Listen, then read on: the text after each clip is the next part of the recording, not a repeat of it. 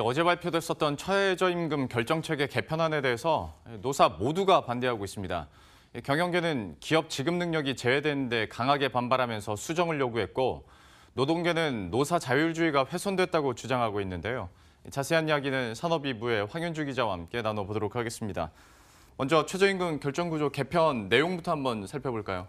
네, 최저임금 결정구조가 구간설정위원회와 결정위원회로 이원화됩니다. 먼저 구간설정위원회가 최저임금의 상하한을 정하면 결정위원회가 그 범위 안에서 최저임금을 결정하는 방식입니다. 구간설정위원회는 임금협상 당사자가 아닌 공익위원들로 구성되며 결정위원회에서 노사 공익위원이 최저임금을 확정합니다. 뒤에 다시 말하겠지만 노동계는 개편 자체가 경영계를 배려했다고 지적합니다.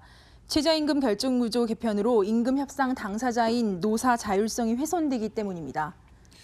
결정 기준에도 좀 변화가 있는 걸로 알고 있는데 공론화 과정서부터 사실 관심이 좀 모아졌었잖아요. 네, 그렇습니다. 지금까지는 근로자의 생계비, 소득 분배율, 유사 근로자의 임금, 노동 생산성 등 4가지를 고려해 최저임금을 결정했습니다. 개편 후에는 고용에 미치는 영향, 경제 성장률을 포함한 경제 상황, 사회보장급여 현황 등이 기준에 추가됩니다. 당초 논의할 때 기업의 지불 능력이 기준에 들어가기로 했으나 결국 제외되면서 정부가 노동계를 배려했다는 분석이 나왔습니다. 임세정 고용부 차관은 이 같은 결정에 대해 기업의 지불 능력은 객관성, 구체성이 부족해 재검토해야 한다는 전문가 의견이 많았다고 설명했습니다. 대신 경제 상황이 기준에 들어갔는데 기업의 지불 능력과 별개의 이야기라는 지적에 기업의 영업이익, 매출액도 폭넓게 볼 수 있다며 그래서 경제 성장률이라고 하지 않고 경제 상황을 볼 수 있도록 했다고 설명했습니다. 참 같은 사안, 그리고 같은 결정, 그리고 같은 단어를 가지고도 양쪽의 입장에 따라서 해석하기는 좀 다를 수 있을 것 같은데요. 그러면 그 양쪽의 분위기를 살펴보도록 하죠. 기업 쪽부터 보면 여기 이례적으로 좀 반대 성명까지 되면서 강하게 반발을 했단 말이죠. 지금 이유가 뭡니까? 결론부터 말하자면 최저임금 속도 조절은 어렵다고 선을 그은 것으로 해석되기 때문입니다.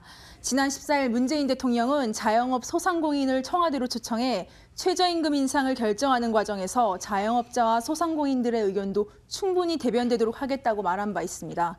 이 발언을 두고 최저임금 속도 조절에 대한 기대감이 커졌습니다. 최근 2년 동안 최저임금 인상률이 2자릿수를 기록하면서 경영계는 내년 최저임금은 동결을 요구하고 있는 상황입니다. 이 때문에 경영계는 기업의 지불 능력은 임금 수준 결정 시 가장 중요한 핵심 요소임에도 불구하고 결정 기준에서 제외된 것은 매우 유감스럽다고 밝혔습니다.